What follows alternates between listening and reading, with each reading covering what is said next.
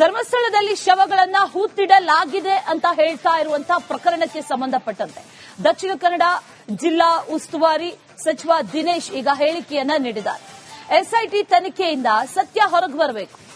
ವೈಭವೀಕರಿಸೋದಕ್ಕೆ ಈ ರೀತಿ ವಿರೋಧ ಮಾಡೋದು ಮಾಡಿಲ್ಲ ಅನ್ನುವಂತ ಮಾತನ್ನ ಹೇಳಿದ್ದಾರೆ. ಜೊತೆಯಲ್ಲಿ ಸಾಕ್ಷಿಗಳ ಮೇಲೆ ತನಿಖೆ ಹೊರಗೆ ಬರಬೇಕು ಅಂದಿದ್ದಾರೆ. ಏನ್ ಸಾಕ್ಷಿಗಳಿದೆಯೋ ಅದ್ರ ಮೇಲೆ ತನಿಖೆ ಹೊರಗೆ ಬರಬೇಕು ಅಂತ ಉಸ್ತುವಾರಿ ಸಚಿವರು ಹೇಳ್ತಾ ಇದ್ದಾರೆ.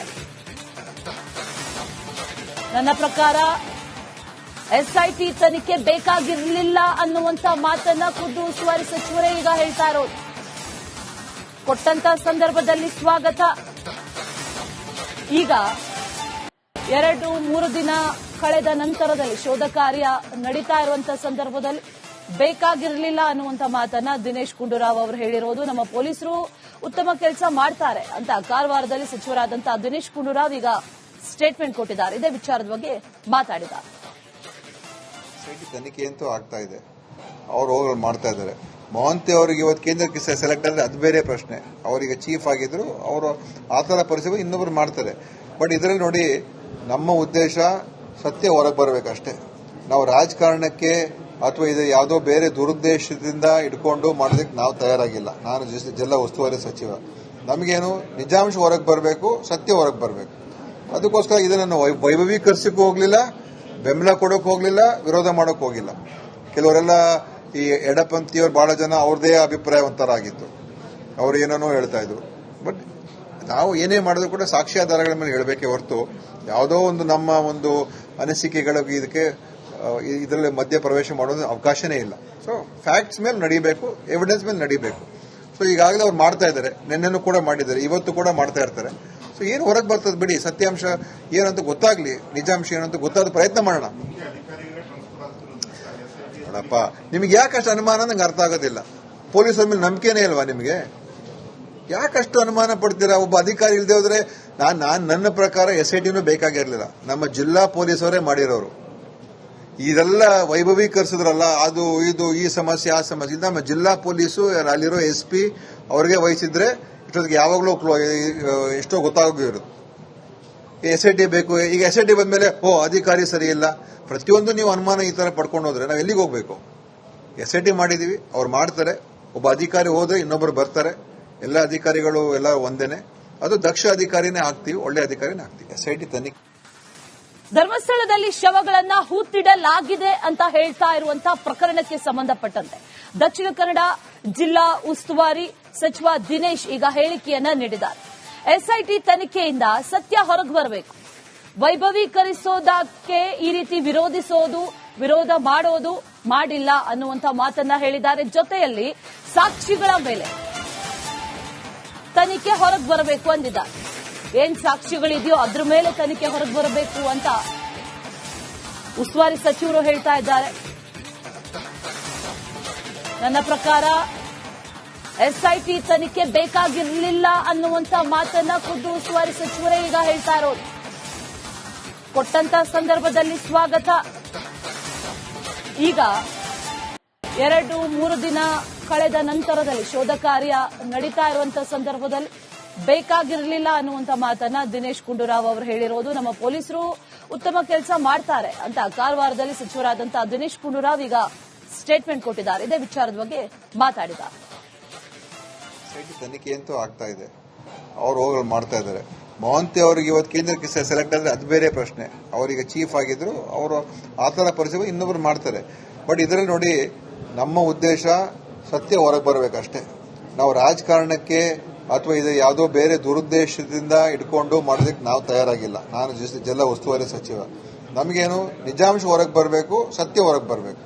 ಅದಕ್ಕೋಸ್ಕರ ಇದನ್ನು ವೈಭವೀಕರಿಸಕ್ಕೂ ಹೋಗ್ಲಿಲ್ಲ, ಬೆಂಬಲ ಕೊಡೋಕೆ ಹೋಗ್ಲಿಲ್ಲ, ವಿರೋಧ ಮಾಡೋಕೆ ಹೋಗಿಲ್ಲ. ಕೆಲವರೆಲ್ಲ ಈ ಎಡಪಂಥೀಯವರು ಬಹಳ ಜನ ಅವ್ರದೇ ಅಭಿಪ್ರಾಯ ಒಂಥರಾಗಿತ್ತು, ಅವ್ರು ಏನೇನೋ ಹೇಳ್ತಾ ಇದ್ರು. ಬಟ್ ನಾವು ಏನೇ ಮಾಡಿದ್ರು ಕೂಡ ಸಾಕ್ಷ್ಯಾಧಾರಗಳ ಮೇಲೆ ಹೇಳಬೇಕೇ ಹೊರತು ಯಾವುದೋ ಒಂದು ನಮ್ಮ ಒಂದು ಅನಿಸಿಕೆಗಳಿಗೆ ಇದರಲ್ಲಿ ಮಧ್ಯ ಪ್ರವೇಶ ಮಾಡೋದು ಅವಕಾಶನೇ ಇಲ್ಲ. ಸೊ ಫ್ಯಾಕ್ಟ್ಸ್ ಮೇಲೆ ನಡೀಬೇಕು, ಎವಿಡೆನ್ಸ್ ಮೇಲೆ ನಡೀಬೇಕು. ಸೊ ಈಗಾಗಲೇ ಅವ್ರು ಮಾಡ್ತಾ ಇದ್ದಾರೆ, ನಿನ್ನೆನೂ ಕೂಡ ಮಾಡಿದ್ದಾರೆ, ಇವತ್ತು ಕೂಡ ಮಾಡ್ತಾ ಇರ್ತಾರೆ. ಸೊ ಏನು ಹೊರಗೆ ಬರ್ತದೆ ಬಿಡಿ, ಸತ್ಯಾಂಶ ಏನಂತ ಗೊತ್ತಾಗ್ಲಿ, ನಿಜಾಂಶ ಏನಂತ ಗೊತ್ತಾದ ಪ್ರಯತ್ನ ಮಾಡೋಣ. ನೋಡಪ್ಪ, ನಿಮ್ಗೆ ಯಾಕಷ್ಟು ಅನುಮಾನ ನಂಗೆ ಅರ್ಥ ಆಗೋದಿಲ್ಲ.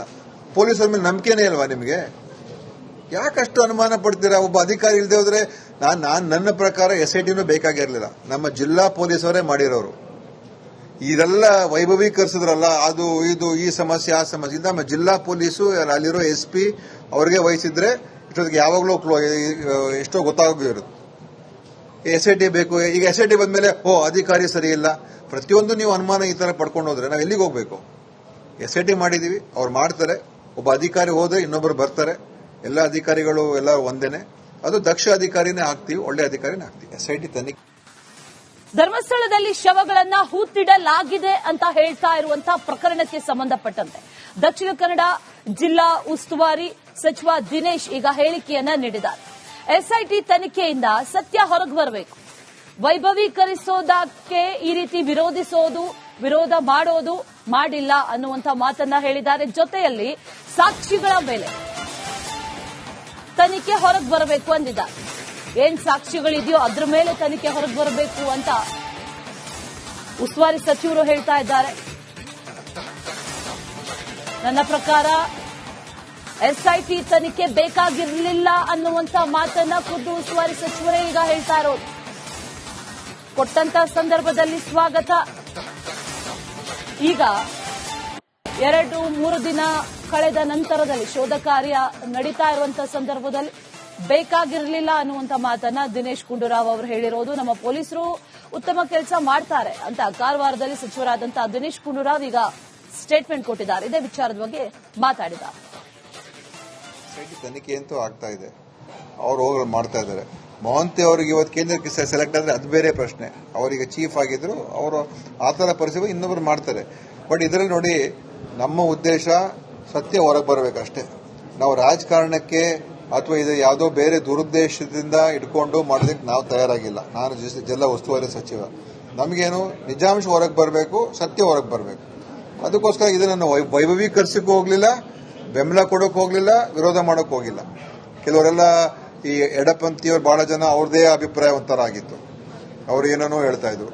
ಬಟ್ ನಾವು ಏನೇ ಮಾಡಿದ್ರು ಕೂಡ ಸಾಕ್ಷ್ಯಾಧಾರಗಳ ಮೇಲೆ ಹೇಳಬೇಕೇ ಹೊರತು ಯಾವುದೋ ಒಂದು ನಮ್ಮ ಒಂದು ಅನಿಸಿಕೆಗಳಿಗೆ ಇದರಲ್ಲಿ ಮಧ್ಯ ಪ್ರವೇಶ ಮಾಡೋದು ಅವಕಾಶನೇ ಇಲ್ಲ. ಸೊ ಫ್ಯಾಕ್ಟ್ಸ್ ಮೇಲೆ ನಡೀಬೇಕು, ಎವಿಡೆನ್ಸ್ ಮೇಲೆ ನಡೀಬೇಕು. ಸೊ ಈಗಾಗಲೇ ಅವ್ರು ಮಾಡ್ತಾ ಇದ್ದಾರೆ, ನಿನ್ನೆನೂ ಕೂಡ ಮಾಡಿದ್ದಾರೆ, ಇವತ್ತು ಕೂಡ ಮಾಡ್ತಾ ಇರ್ತಾರೆ. ಸೊ ಏನು ಹೊರಗೆ ಬರ್ತದೆ ಬಿಡಿ, ಸತ್ಯಾಂಶ ಏನಂತ ಗೊತ್ತಾಗ್ಲಿ, ನಿಜಾಂಶ ಏನಂತ ಗೊತ್ತಾದ ಪ್ರಯತ್ನ ಮಾಡೋಣ. ನೋಡಪ್ಪ, ನಿಮ್ಗೆ ಯಾಕಷ್ಟು ಅನುಮಾನ ನಂಗೆ ಅರ್ಥ ಆಗೋದಿಲ್ಲ. ಪೊಲೀಸರ ಮೇಲೆ ನಂಬಿಕೆನೇ ಇಲ್ವಾ ನಿಮಗೆ? ಯಾಕಷ್ಟು ಅನುಮಾನ ಪಡ್ತೀರಾ? ಒಬ್ಬ ಅಧಿಕಾರಿ ಇಲ್ಲದೆ ಹೋದ್ರೆ ನನ್ನ ಪ್ರಕಾರ SITನೂ ಬೇಕಾಗಿರ್ಲಿಲ್ಲ. ನಮ್ಮ ಜಿಲ್ಲಾ ಪೊಲೀಸವರೇ ಮಾಡಿರೋರು.